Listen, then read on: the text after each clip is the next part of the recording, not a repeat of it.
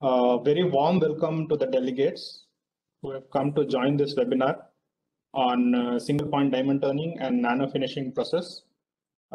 This webinar is a part of a celebration called Azadi Ka Amrit Mahotsav. It's an initiative by Government of India to celebrate and commemorate 75 years of progressive India. In today's webinar, we'll be covering following topics, which is introduction to nano finishing. In this finishing processes, there will be two subtopics, traditional finishing and non-traditional finishing.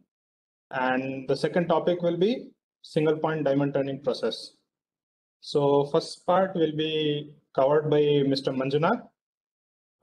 He's working as scientist C in CMTI. He has a strong 8 years experience in nano finishing and smart manufacturing. So now I would like to invite Mr. Manjunath to proceed from here. Mr. Manjunath.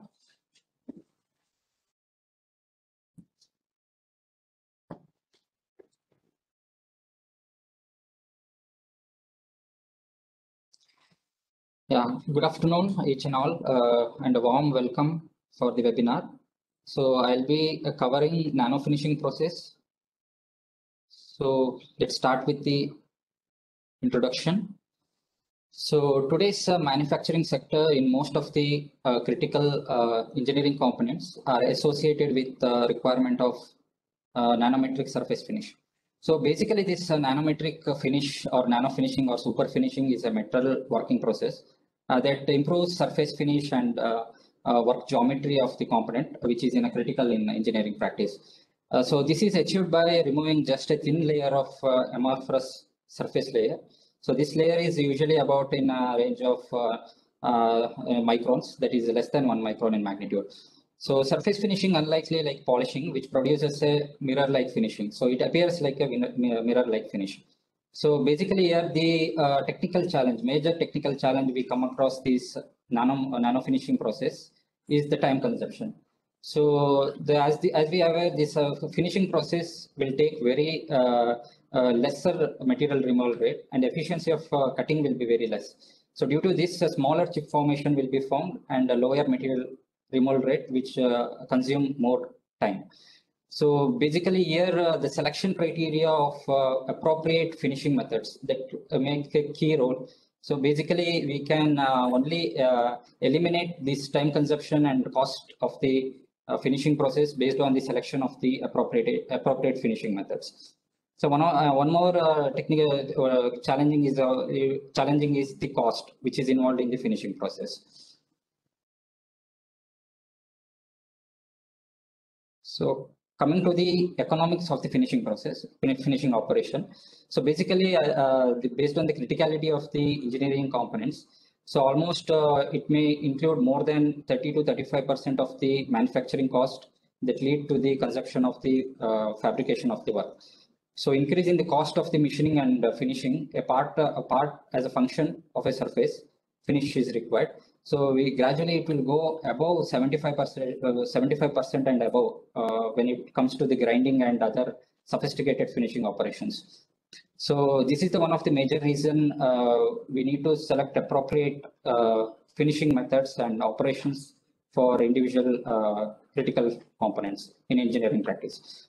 So as we are seeing in the graph, the basic rough machining process, which is consuming around 25% of the machining cost, whereas drastically it will increase once we go for higher end finishing applications like grinding and other like non-traditional finishing process. So why we required a nano finishing and what are the importance of nano finishing? Just if we look like some of the component which is having a friction and wear application. So this characterization, the characteristics of surface will play important role. And it's also lead to the, due to this functionality, it also lead to the part life, which also will be increased. And closeness of the tolerance and precision dimension can easily be achieved through this nano finishing process. And also the quality of the fits, like close fits or tolerance of the fits can be achieved through this nano finishing, and betterment of the sealing of the component can be achieved through this nano finishing, and which can also include the wear resistant property in higher load capacity of the components. So also some of the applications like surface effect and safety of the components can also be improved. And particularly during the assembly time of the component, the nanometric surface finish plays a important role. And some of the components like for the aesthetic look, like a polishing kind of thing, like due to this mirror finishing, this nano finishing gives very good appearance. So before going for in depth of finishing, we require to understand the surfaces, because based on the surface characteristics only, we will be defining the nanometric, sub-nanometric range of super finishing. So basically in engineering practice, in an engineering drawing, we will be assigning designers as a designers, we will be assigning certain parameters in the drawing. So that is nothing but a nominal surface. It is a ideal surface where all the lines and circles will be like idle. So here the appearance of the subject will be in an absolute straight line, and round holes and other edges will be in a perfect geometry. That which will be not possible in actual engineering practice. So in actual engineering practice, due to the manufacturing procedure, there will be some deflections or variations in the surfaces. So as we are seeing is in the surface, there will be a vertical deviations will be there and actual deviations will be there. So this will form defects in the surfaces, and that literally final surface roughness will be realized. So surface roughness, as we look depth in the surfaces, there will be many parameter and criteria which can be observed in the surface. So basically there will be a total profile. So this is the total profile of the in the surface, and total waviness will be there, and it will also include roughness of the profile. So total profile is nothing but the superimpose of the waviness as well as roughness. So roughness is nothing but a small finely spaced deviations from the normal surfaces. Due to this will form due to the machining parameter, machining operations. At that time, these kind of rough profiles will be generated. And also the waviness is nothing but the deviations of much larger spaces, and waviness deviates occurs due to the work deflection and vibration and heat treatment and other factors. So profile of the roughness is the superimpose of the waviness as well as the roughness. So if you go in depth with the particular area of the roughness, so this like peak and valley kind of appearance will be seen. So basically there will be a lay and flow which can be observed in the surfaces. So lay is nothing but the profile, direction of the predominant surface pattern, which is caused by the machining process. So the line pattern of the lines which we can observe in the image, that is due to these certain operations or certain process of machining process. So here we can see peak and valley of the profile in the profile, and also the flow. Some of the flow pattern can be seen in the surfaces. So basically, this is irregularities such as scratches, holes, or cracks that is formed due to the machining operation. So basically, these two takes a major stock in the defining the profile, and the final surface roughness will be defined on these parameters. So the many engineering drawings, we can see RA, RT, RZ values, many parameters they will be defining. So basically, it is nothing but the this value which is required for analyzing the roughness pattern. So it's validating of the surfaces. So basically, it's RA is nothing but the average variation from the mean line. So the mean line is nothing but the average between the peak and valley line. So the distance between the larger peak and the deeper valley, that is nothing but RT, and the average RT over the given length, that is RZ, and the highest peak above the mean line, that is nothing but peak R, that is nothing but RP, and RV is nothing but the deepest valley below the mean line. So this is the surface texture master. So we can feel and see the texture, how it is formed after the particular finishing completion of the operation. So in depth, if you see the turning operation and milling operation and grinding operation, which can give the almost surface finish above like 1 micron, above 1.6 microns. So whereas in the sophisticated finishing of operations like lapping, honing, and abrasive flow finishing and magnetic abrasive flow finishing, whereas in that nanometric surface range, we are able to achieve. So application of the nano finishing, there are wide range of requirement and application in the nano finishing. Most of the automobile parts, like especially engine head and gearboxes, the requirement of nano finishing will be there. And also in the DC valve kind of application where the wear and tear is reduction is required. There also this nano finishing requirement is high. And also some of the medical implant application like bone replacement, like knee joint, hip joint. There also these kind of nanometric finish is required. And also like mold, injection molding, where the pattern requires in a subnanometric range. So which is the replica of the mold, the component will be replica of the mold. There also these finishing nanometric range is required. So let's know the basic difference between the traditional and non-traditional finishing process. So basically in the traditional finishing process, the material is removed in the form of chips. We will be seeing the removal of material in the form of chips. Whereas in the non-traditional finishing process, the material will be removed in the form of some energy, because we will be using some of the energy in the direct form. The energy might be in electrical, mechanical, or thermal, or chemical in such form. So the material are removed in the form of tiny sharp chips in the basic traditional finishing process. Whereas in the non-traditional finishing process, the metal will be evaporated or it will be melted in the form of other source. It will be eliminated. Whereas in the traditional finishing process, the process requires certain tool which is having higher hardened material than the workpiece material.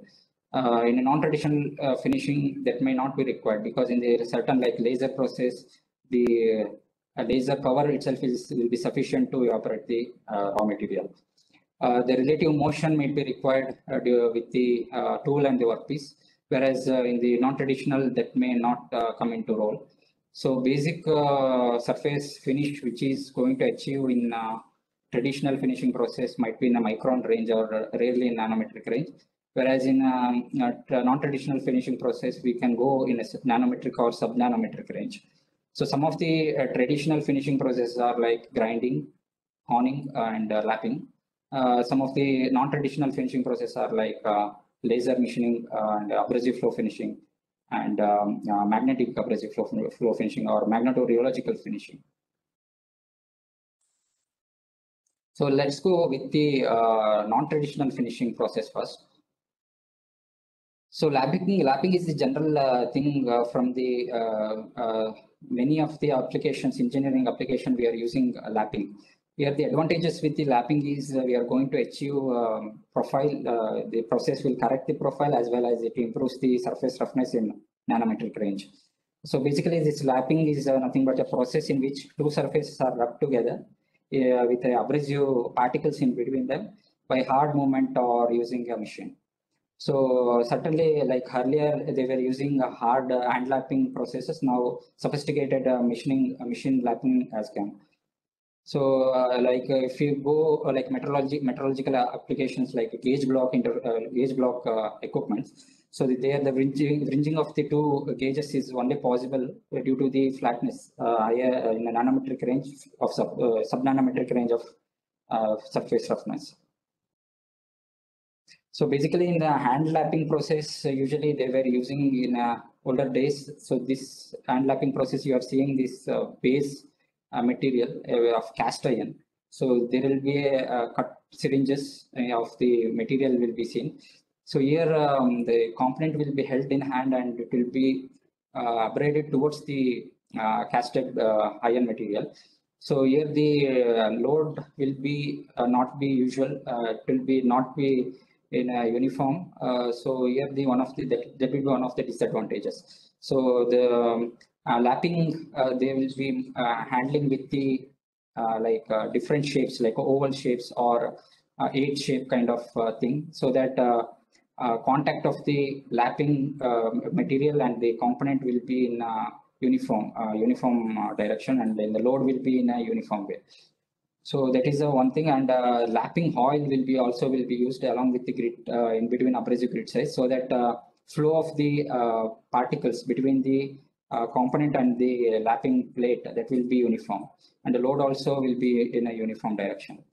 So that is with the hand lapping process. Whereas in coming to the machine lapping, so now most of the industries, they are going with the machine lapping process.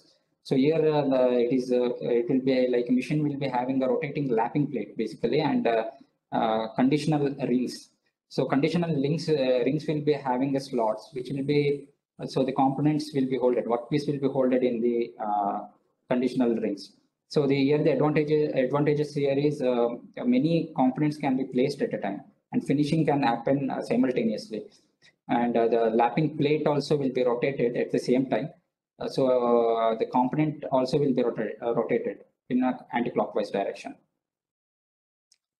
So basic principle in machine lapping is there will be a basic planetary motion. The rotation, the multiple component will be rotated simultaneously, and relative motion between the lap and the workpiece should change continuously, so that the path of the abrasive grain of the lap is not replaced at the workpiece.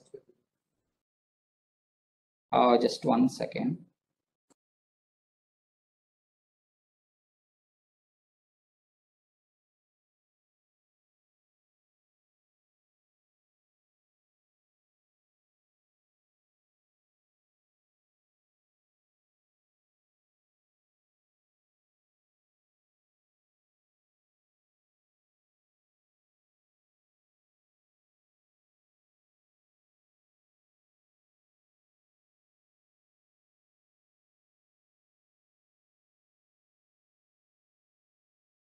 Sorry for that, there was a small technical issue. I will continue. So we were there with the machine lapping process. So basically here the rotation between the workpiece and the base plate, that will be having a relative motion. So the workpiece will be having uniform contact between the component and the plate. So the movement of the abrasive particle in between will be having a uniform direction, as well as the contact between the surface will be uniform. So this ensures the component to achieve nanometric surface finish, and the lead time for achieving the finish will be in a very short duration. So basically here we can see the free and fixed type of abrasive finishing in the lapping process. So in a free based process, so here the grain, as we know, these abrasive particles will be in between the component and the base plate. So during this rotation, the free abrasive lapping is when the abrasive slurry is applied directly to the lapping plate. That is the cast iron. This is the most accurate method where the soft lap will be embedded in the towards the surfaces, that is rotating surfaces. Whereas in the hard lapping process, both the surfaces like workpiece surfaces as well as the bottom plate surfaces will be having a contact with the abrasive particles. So this will make a bondage between both the surfaces. And for hardened materials, especially for the hardened materials, the abrasive particles contact will be very essential, and that will ensure that during the hard lapping process, this will ensure the movement of the abrasive particles in all direction in the surfaces. So we were discussing about the abrasive particles basically. So here one of the abrasive particles which is very important, because this only act as a cutting tool. This act as a cutting tool, as well as it will remove the material in all the minor peak and valley of the surfaces. So there are variety of abrasive particles which is available in the market. That those are like carborundum and the silicon carbide, boron carbide, and diamond particles. So based on the component hardness, we were going to select the abrasive particles. So as we are seeing the diamond, the synthetic diamond basically, it's considered as one of the more hardest material that will be having a hardness of 56 to 102 GPa. Whereas coming to the aluminum oxide, which will be having a very lesser hardness material. So based on the component, workpiece component, which we are going to finish, we will be selecting basically the abrasive, what kind of abrasives are required. So we are seeing here different abrasive grain sizes. So the abrasives will be having multiple sharp edges. So that is one of the advantages with the abrasive assisted finishing. So here the particles, abrasive particle sharp edges will remove the inaccessible areas where the particles will come in contact. So as we are seeing here is the grain size basically. So as the grain size decreases, we are seeing the particle size is having higher in coarser. It is starting to be coarser. Whereas the very low, finer grain will be having a fine powder kind of material. And the sharpness of the particles will vary. The point edge of the sharpness, the size of the particles will also get a change along with the grain sizes. So lapping usually having various elements, as we discussed earlier. That is a lapping plate or a conditioning ring or a ring plate. So these are the basic material which will be used in industrial standard. So as per the raw material, we will be selecting the appropriate lap plate or conditioning plate or pressure plate. So this will be accounted during one of the process parameter that will indirectly reflect on the final finish and the form of the component. So these are the various output parameters of the lapping, like rolling, sliding, and cutting. So basically, with respect to this final output of finish, we are going to achieve. Like rolling action results in like matte finishing, like for matte finishing of application. So rolling kind of application parameters we supposed to give. So coming to the next topic, that is on honing. This is also one of the traditional finishing process. So basically here wherever the cylindrical hollow passages or cylindrical hollow critical components are associated, here the honing will come into picture. So basically honing is a cutting process where the multi-head tool which is coated with the particles that will be coming in contact with the component. So here the advantages with the honing is it will optimize the dimension, especially the cylindricity and the form of the cylinder, and also it will improve the surface roughness in a nanometric range. So there will be a longitudinal moment as well as the rotational moment. So due to this, we are going to achieve the crosshatch pattern, which is the advantages of achieving crosshatch pattern in the component, which we will going to discuss in the coming slides. So here the major application, almost most of the automobile components, that is the two particularly with the engine thing, the bore will be finished through honing process. And also some of the bearing application like contact bearing, metal seal bearing. So honing process will be used for these kind of fabrication. So this is the honing tool. So basically honing tool is it's a little bit flexible. So we are seeing some kind of stones which is attached to the rotating honing tool. So this, when it comes to the contact with the surface of the workpiece material, so material will be removed and it will give the fine finish. So advantage with this, as we discussed, it is like two motions will be generated. That is horizontal. One is with the rotation and the horizontal vertical movement. That is reciprocating action. Due to this, we are easily able to achieve the crosshatch patterns as we are seeing here. So the flexible honing sticks will be having the stone kind of attachment. This is the standard stone kind of attachment. There are a variety of standard sticking honing sticks which is available as per ISO 525. And as we are seeing the red the stones, it is having a simultaneous process, simultaneous finishing stone process. Whereas for fine finishing, we are going with a certain kind of stone. Whereas for polishing kind of application, so there is a segregation in the as a stage by stage, the pattern of the stone will be selected. So apart from the awning stone, there will be in the market there is available like awning brushes is also available. So this kind of brushes. The advantages here is the abrasive particles will be adhered to the brushes that is having a synthetic brush. So it is having advantage of the flexibility. So here some of the applications like removal of the burr or some recast layers or some kind of foreign particles which is adhered to the surfaces, which is easily possible to remove the particles, the foreign particles. The advantage here is the finish due to the abrasive particles it is adhered on the component on the surfaces of the awning brushes. So the finish we are going to achieve in a better quality. But some of the application, if you're looking for better form accuracy, this may not be a better option. So need of awning process, especially as we discussed with the engine part, where the cross-hatch pattern is required.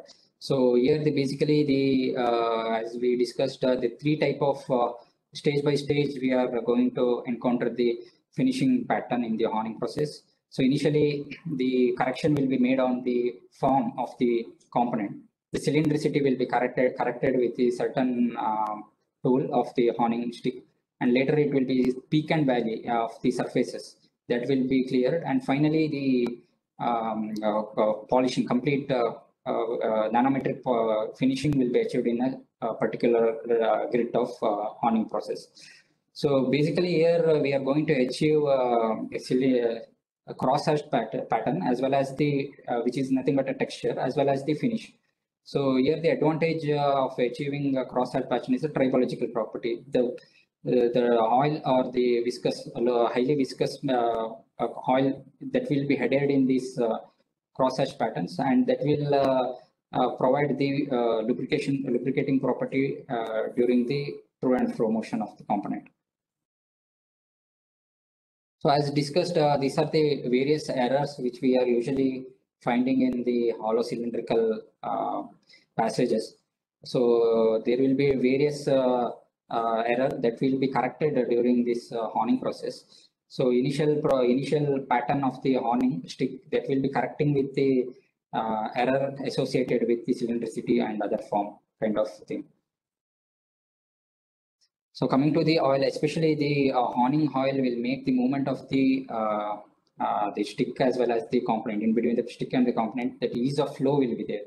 And especially for the chipping of the workpiece that will be eliminated during this awning process due to this proper selection of the awning oil. So usually for the harder material that is for above 65 HRC, we are going with lower viscous oil like kerosene or kind of thing. Whereas coming to the lower hardness material, we will be going for higher viscous material oil. So these are the various applications where it is associated with the cylindricity of the component. So basically hydraulic component, especially where the to and fro action is there, and there where wear and tear reduction is required, and also the component requires in nanometric range. So the awning will come into play picture. So let's go move to the some of the non-traditional finishing process. So why is there is a requirement of since they already there is a traditional finishing process, why we need to opt the non-traditional finishing process? So basically here the most of the non-traditional finishing process will be having automatic process where the label intensity of the process will be reduced, and also the component which is having a complex geometry like impeller blade or something. So here the one option is the non-traditional finishing process.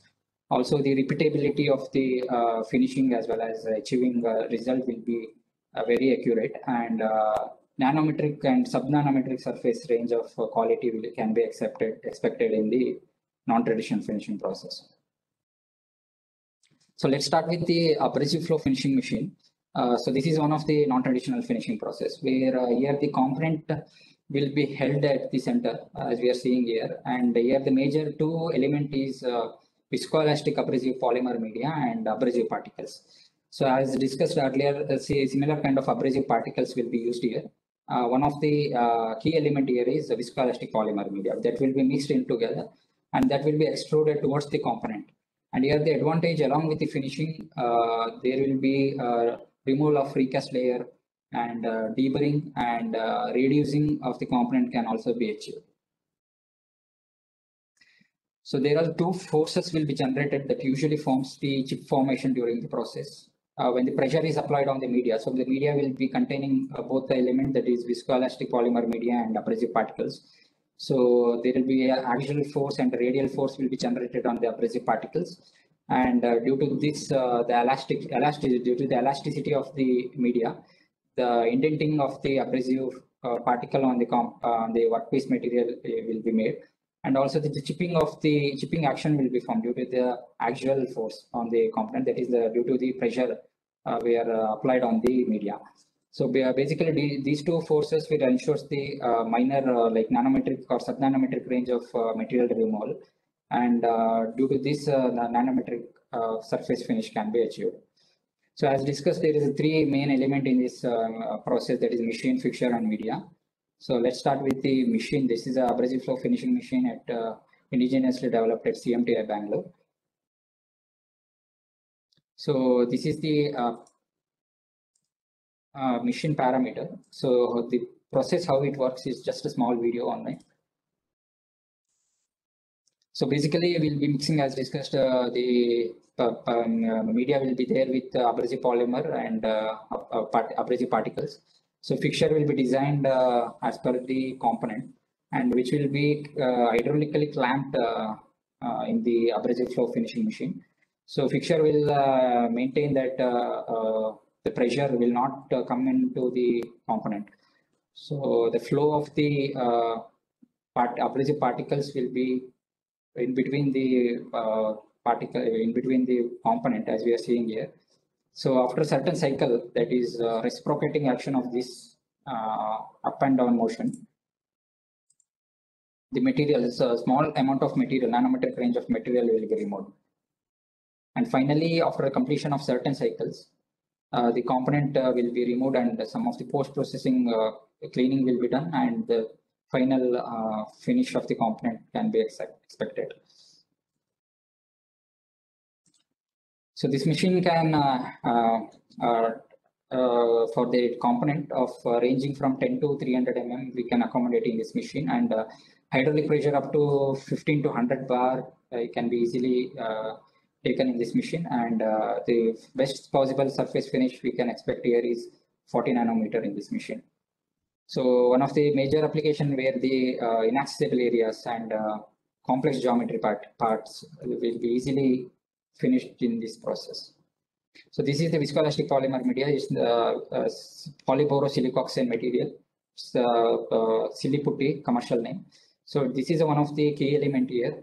So this will be mixed with the abrasive particles. So it is like a viscoelastic in nature, and it can form deformation during the pressure is applied on the this component. And it's abrasive flow finishing is a stage by stage improvement of the surfaces. So usually we'll be selecting some coarser abrasive particles, which will be mixed with the viscoelastic polymer media. So we'll be mixing in 1:1 weight ratio. So after certain improvement of finish in the component, we are going with finer abrasive particles, so that stage by stage we can improve the surface finish in shorter duration of time. So this is a two-roll mixer machine that we will be using for the mixing of the polymer media and abrasive particles. Since the uniformity of distribution of the abrasive particle in the polymer media is required, the manual mixing process is very tedious. So two-roll mixer machine will help in the uniform distribution of the abrasive particle in the viscoelastic polymer media. So as mentioned, the fixture plays an important role. So here the component will be held in a fixture, and it also directs the pressurized abrasive, viscoelastic abrasive media towards the component. And also in some of the application, we can accommodate multiple number of components in the single fixture, so that the time consumption and also the cost of the finishing will come down. So various process parameters are involved in this FFM process. Like initially, we will be going through the initial surface roughness and the component geometry, and also what type of material, hardness of the material will be analyzed, and later we'll be selecting many of the parameters like extrusion pressure and also the number of cycles. And the output parameters will be like material removal rate and surface finish. So these are the various components that has been taken and finished in abrasive flow finishing machine. So the first one, we can see the joint kind of application where the knee implant is required, and there's one small video is there.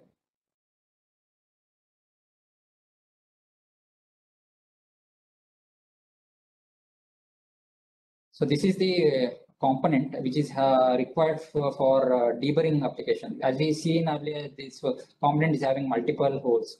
So all the holes will be having burrs in the hole edges. So removing of the individual burrs at a time will be very time consuming. So this process will remove the burst particles in a single stroke. So this is the polymer media that is coming out from the component. So all the deburring of the deburring will happen at a time in a single stroke.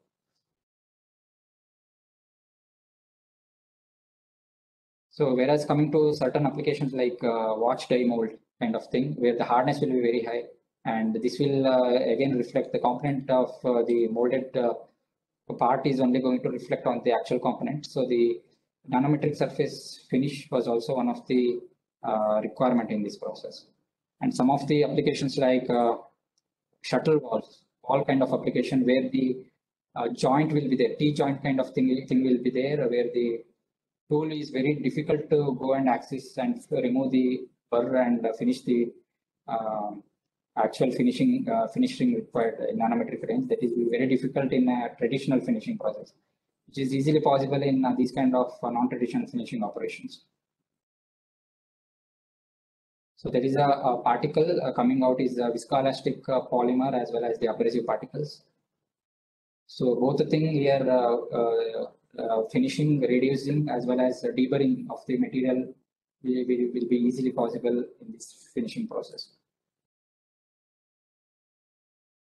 So basically it's a single flow, it's a two-way configured abrasive flow, but now for this current application, it is going through one-way cycle process.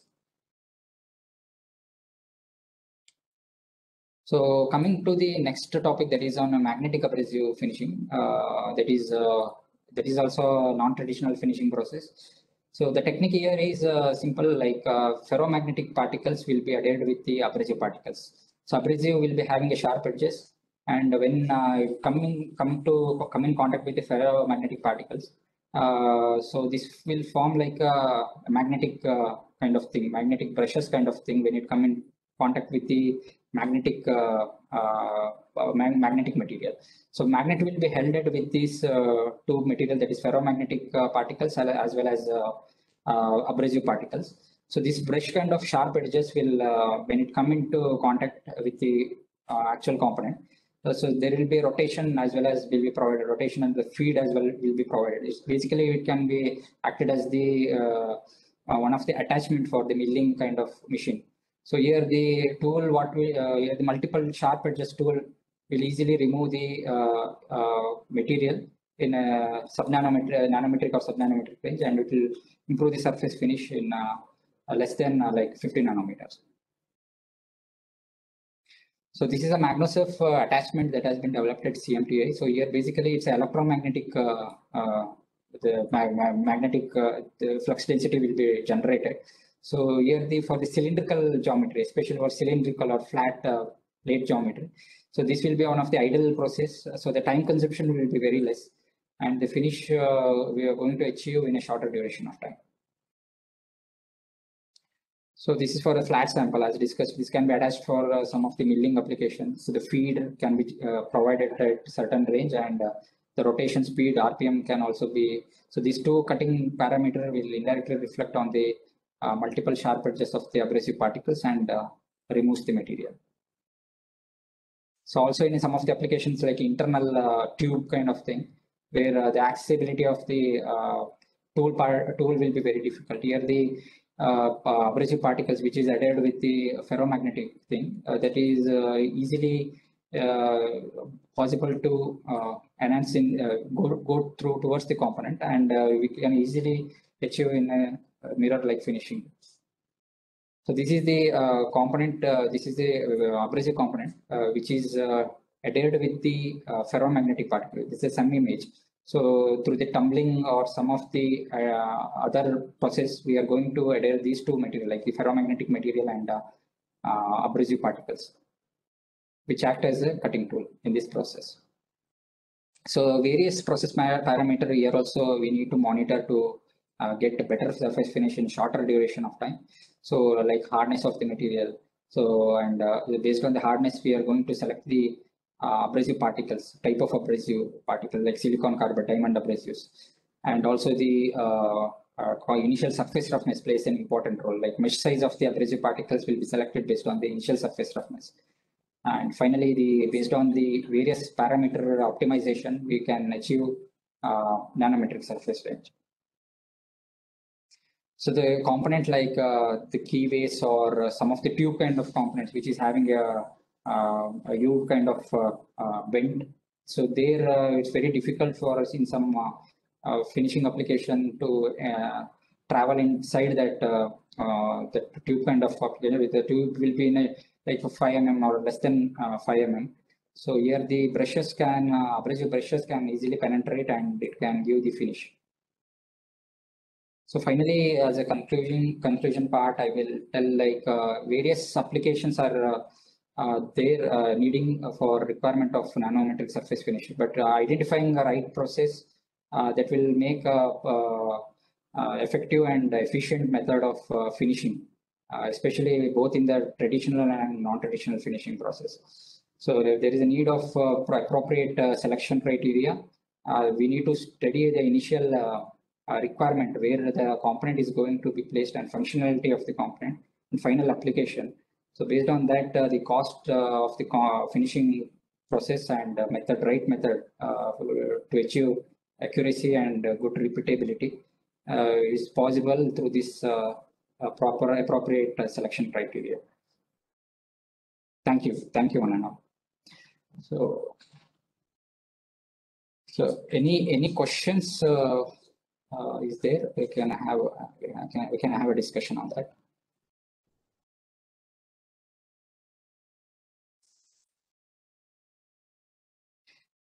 Any question is there? You people can you can write on the chat box so that we will be replying.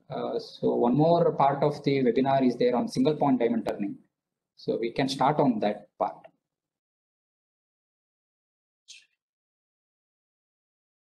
Thank you.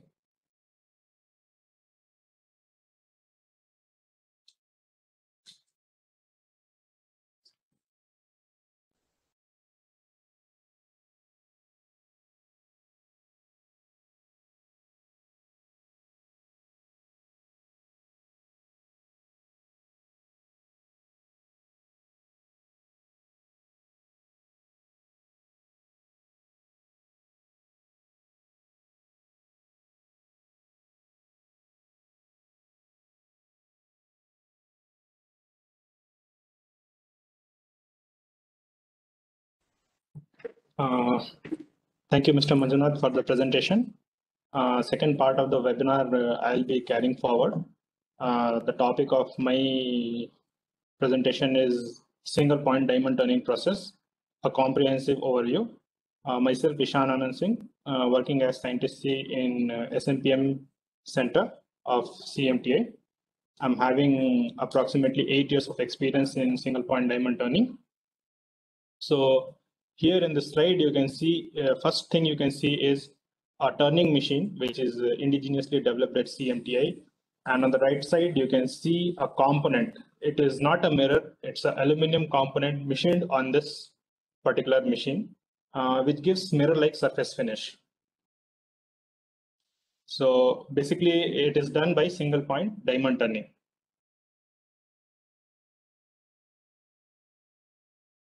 I'll start with explaining about the process. Single point diamond turning, often referred as ultra precision diamond turning, involves generation of ultra-fine surfaces of nanometric form and surface finish accuracy with monocrystalline diamond tools. The diamond tools cutting edge will be lapped to atomic level sharpness. This is not only the diamond tool, there will always be involvement of a machine. The speciality of the machine will be, it will be vibration free with very high geometrical and thermomechanical accuracies. So directly by turning process, we can generate a mirror-like surface finish. So first question is, why diamond turning? Because it's a relatively costly process where it involves machining using diamond tools. These diamond tools are very costly. We will be using monocrystalline diamond. So first question is, why diamond turning? Basically, diamond turning is a deterministic finishing process as compared to the finishing process which was covered in the previous half of the webinar.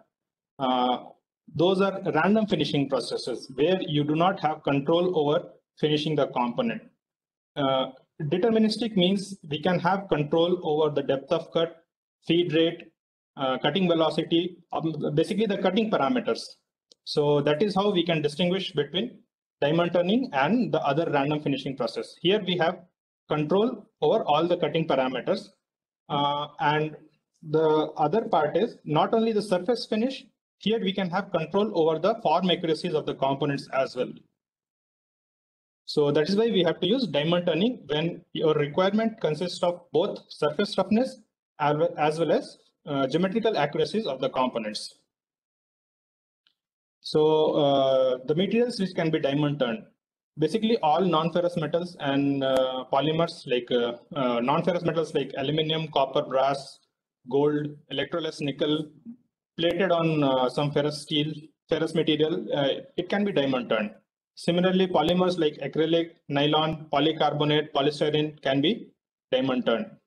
Even some difficult to machine materials like germanium, zinc selenide, zinc sulfide, silicon, even silicon carbide, which is used as an abrasive in non-conventional finishing process, that can also be diamond turned. Ferrous machining is not possible using diamond because of the affinity of diamond tool with steel. Whenever we machine a ferrous material, the tool wears out very fast. So, but nowadays new technologies have come wherein we can use diamond for machining of ferrous materials. So first we'll compare a conventional turning with ultra precision turning. So you see, if we see the parameters like main cutting forces, chip cross section, depth of cut, this is how we can differ between conventional and ultra precision. In ultra precision turning, the maximum cutting force will be of few newtons, maybe 1 Newton or up to some few newtons, like 4 to 5 newtons, not beyond that. While in conventional turning process, it may go up to even 100 or above, depending on the depth of cut. General CNC turning 100 Newton, 150 Newton will be the maximum force. Chip cross section area, it again depends on the depth of cut. The depth of cut in diamond turning will be very less. It will be in the range of few microns, or maximum rough cut will be given up to 30 microns. Whereas in conventional turning, it goes in mm. So you can see the difference, how much variation is there.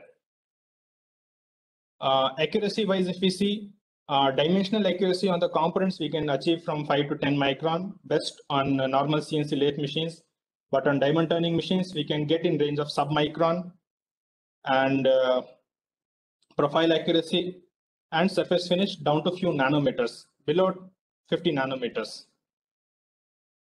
So we'll understand what is the basic mechanism in diamond turning. So if you see in normal turning process, the shear plane theory, we all would have read in textbooks.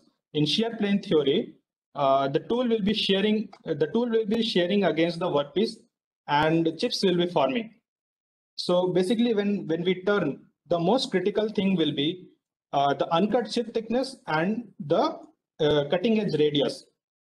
Here you can see in the image, left down side, depending on the variation of the uncut chip thickness, various kinds of chips will be forming. See, when our uncut chip thickness is higher as compared to the cutting edge radius, we get a clear shearing of the material. When it is almost equivalent, we can see a flowing will be happening.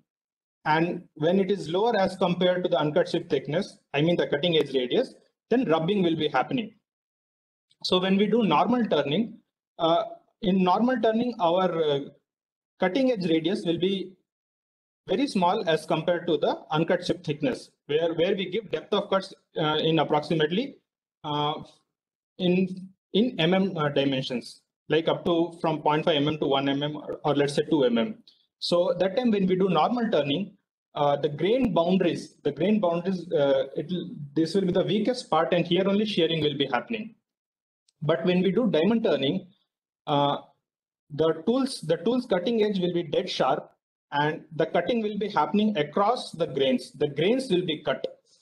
So this is the basic difference when we are cutting between normal turning and single point diamond turning. This mechanism was for ductile material, but even brittle material like germanium can be cut. Here again it comes to the minimum thickness, the critical thickness. If the critical thickness is below a certain level, the germanium can be machined. Germanium is a brittle material. Germanium can be machined in a ductile regime mode. So here again, when critical chip thickness is very low, we can see there will be a shearing plane where these chips will be separated, and it comes as a powder. And even germanium we can do machining because of the very sharp tools which we are using in diamond tool. So now let's discuss about the tools. Basically, the tools which we use in single point diamond turning will be monocrystalline in nature, which will be having very high hardness, sharp edges. So you can see a tool here. Basically, in this particular, in a diamond tool, a monocrystalline diamond will be braced on the tool holder. Tool holders will be of various materials, which we'll be discussing later, but it will be a monocrystalline diamond. Why monocrystalline? That also we'll discuss later. And it will be having cylindrical clearance or conical clearance, depending on the requirements, depending on the machining requirements. Also, the cutting edge, as I said, the cutting edge waviness also matters. How? Let us discuss. See, this is a SEM image of a controlled waviness and an uncontrolled waviness tool. You can see how clear this cutting edge is there. These images are taken up to 500x magnification. So these tools will be sharpened to up to range of few tens of nanometers. So why this is done is, we can see when we machine, when this tool comes in contact with the surface, if the cutting edge is not controlled, we can see rainbow kind of pattern on the component. If we cut the component with a controlled waviness, we can see a clear mirror on the component. So that is why this the tool sharpness matters a lot. And in polycrystalline, we cannot get this kind of sharpness. So that is why monocrystalline diamond tools are used. So these are the specifications of diamond tool, where material type will be natural and synthetic diamonds. Edge shape will be either cylindrical or conical. Waviness can be non-controlled or controlled. Then top rake angle, depending on the requirements, either we are machining soft materials, then we go for zero rake. If we are machining hard materials like germanium or silicon, we go for negative rake angle. And tool shank material will be various types like steel, tungsten, molybdenum, titanium. And these are the parameters on which we select a different type of tool shanks. Steel, as usual, it is a lower cost option, which will be coated with nickel. These are the lowest cost shank material. Then tungsten or carbide for stiffness, where stiffness requirements are more. For overhang, when the tool overhang is very high, there we go for tungsten material shank. Molybdenum will be used when dampening is required while machining. And some of the inserts which we can see in these images, like these inserts will be having tungsten shank material. Next topic will be work holding in SPDT. See, the work will be holded on the spindle using the chuck and work holding fixture. So these are the following are the specifications for chuck and work holding fixture. The support should not distort the component. When we are doing single point diamond turning, the accuracies required are are required in submicron range. So if we hold the component tightly, it may distort our workpiece, and it should be easy. It should be easy for operation, for mounting and removal from the chuck. It should be adjustable to the spindle axis, and it should have a balancing arrangement. Always balancing is required because an unbalance will disturb the machining. It will disturb the machining accuracies if unbalance is there in the component or in the work holding fixture. So here you can see an image of a typical chuck of a diamond turning machine. It will be a vacuum type chuck where the component can be just holded. So these are the advantages of using a vacuum chuck, which avoids distortion. Normally, like in other CNC lathe machines, we use 3-jaw chuck or a 4-jaw chuck. If we hold components with 3-jaw or 4-jaw, it distorts the component. So vacuum chucking is used in diamond turning. Sometimes the components will be very small where there will not be any surface area to hold on vacuum chucks. That time 3-point or collets can be used, or it can be stick to the chuck surface using adhesive mounting.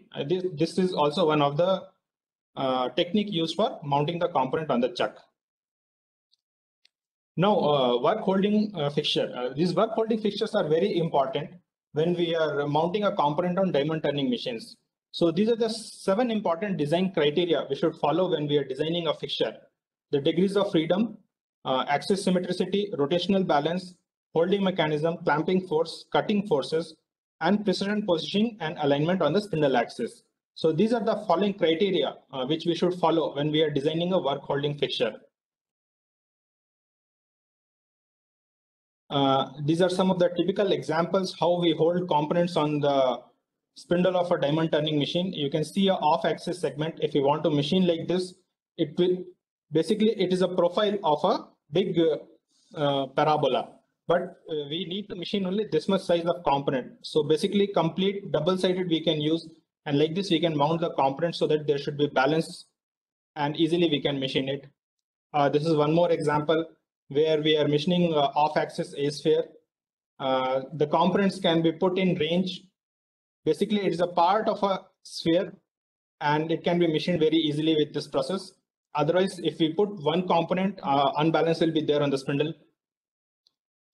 So these are some of the SPDT machined components at CMTI. These are the various materials. We have tried with various materials like aluminum alloy, brass, silicon, germanium, and these are the roughness RA value which we could achieve on these components. These all components are machined on our indigenously developed machine. Next, what are the application of these components, where these components are used? So first thing is like laser lenses for night vision and thermography. All these night vision devices will be having germanium lenses. You can see this side, these are germanium lenses which are used for night vision devices. It is very widely used. Then metal mirrors for space applications. Then infrared images, night vision components, night vision goggles, FTIR systems, pyrometry, all these systems using optics which will be made through single point diamond turning. Then ophthalmics and medical sectors, all these intraocular lenses are machined using single point diamond turning process. And ultra precision components, when we fabricate air bearing components or hydrostatic hydrodynamic bearings, where the component accuracies will be very high, there we use single point diamond turning. So these are the components where not only surface finish, even the form accuracies are required. So there we go for single point diamond turning. These are few more applications like automobile reflectors, microlens array molds, LED lights, molds for camera. Every camera which we are using in cell phone nowadays, all this camera will be done by molding, and these molds will be generated through single point diamond turning process. Now, in single point diamond turning, not only the process, the machine also matter. Now I will explain about the machine, the basic features of the machine, how it is different from a normal CNC lathe machine.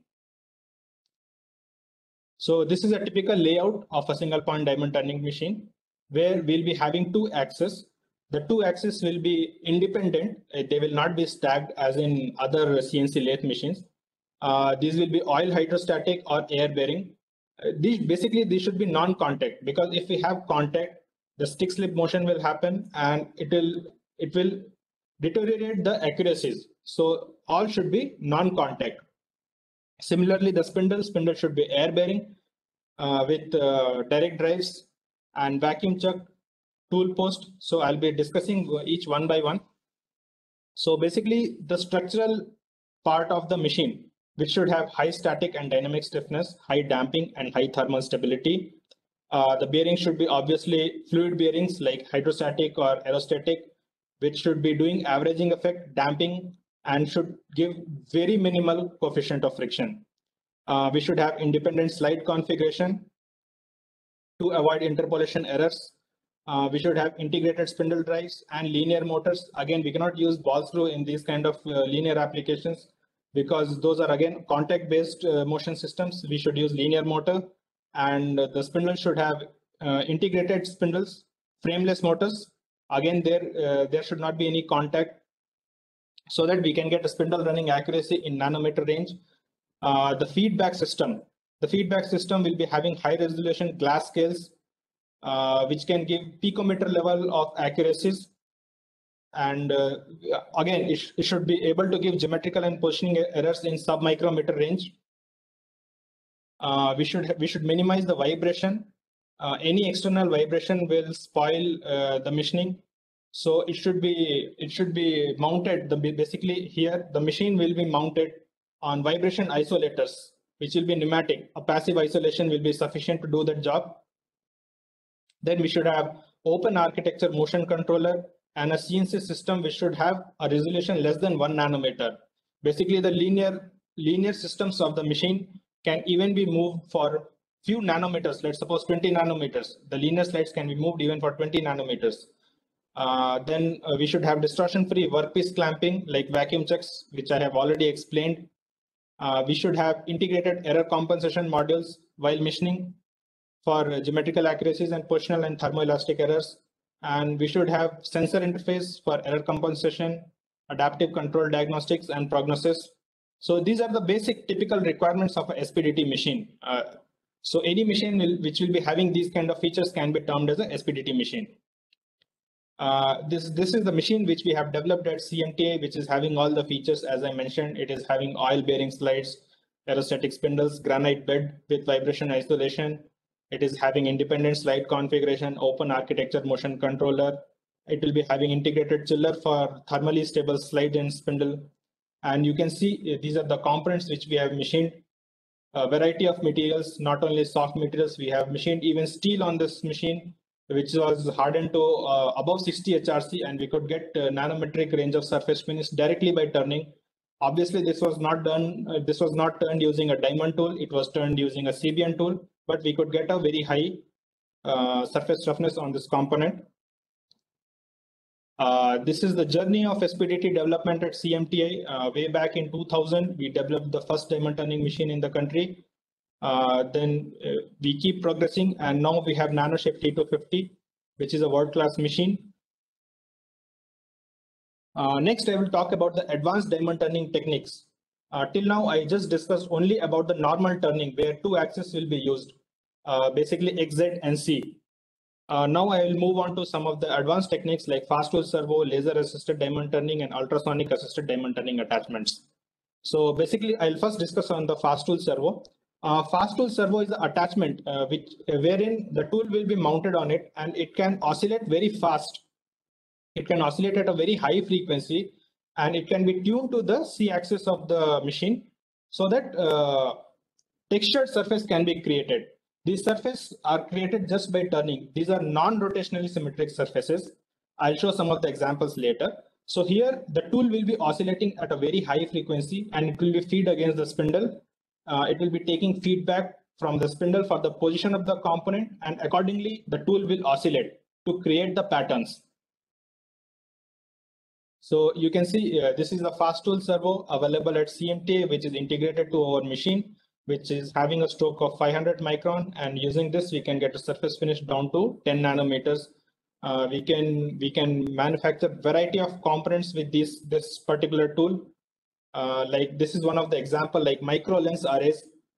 Here you can see these are all small lenses of diameter 200 micron with a sag of 1 micron, which was machined. You can see the characterization image of the component. It was machined using fast tool servo. So these are the typical applications where we can use fast tool servo for machining these kind of applications. Then next is laser assisted diamond turning. This is a particular development which is developed by a company called Microlam based in US. They have a patent for this.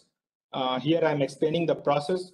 It is an attachment to a single point diamond turning. This attachment is used for machining hard to machine materials like silicon and even silicon carbide, which are very hard to machine.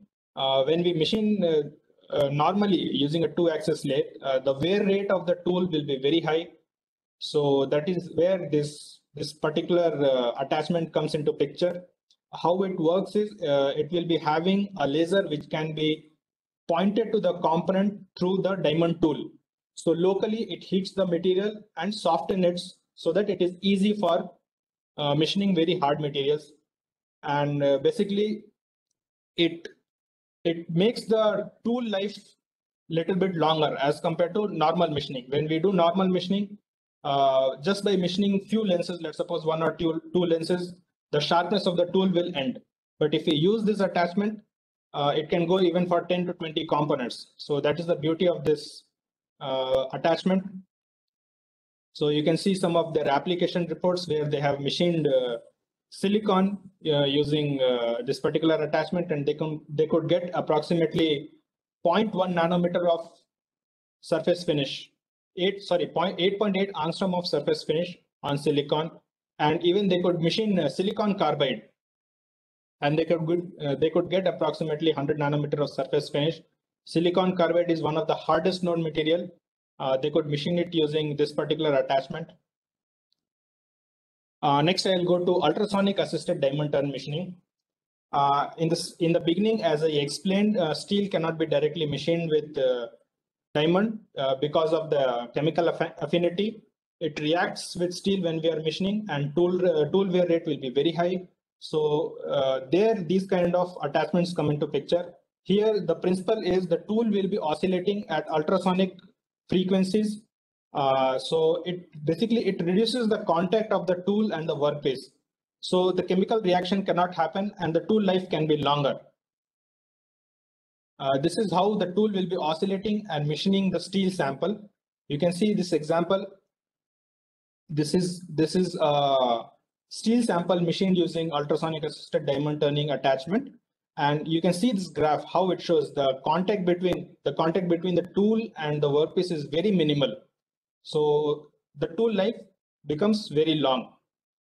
And this particular attachment is developed by a company called IL Sonic based in Europe. So this was the third attachment which I could explain. These are some advanced technique of diamond turning. With this, I would like to end my presentation. You can see this beautiful mirror, which is machined using diamond turning process. This is a part of James Webb Space Telescope. This telescope is planned to launch this month only. It is developed by NASA. So you can see the beauty of this machining process. This is the real application of single point diamond turning. Any questions are there, you can drop in the chat box, and we'll be sharing feedback form. We request you to fill the feedback form. Those who will be filling the feedback form, they can share their contact details, and we can distribute the certificates to them. So any further questions are there, you can please drop into the chat box.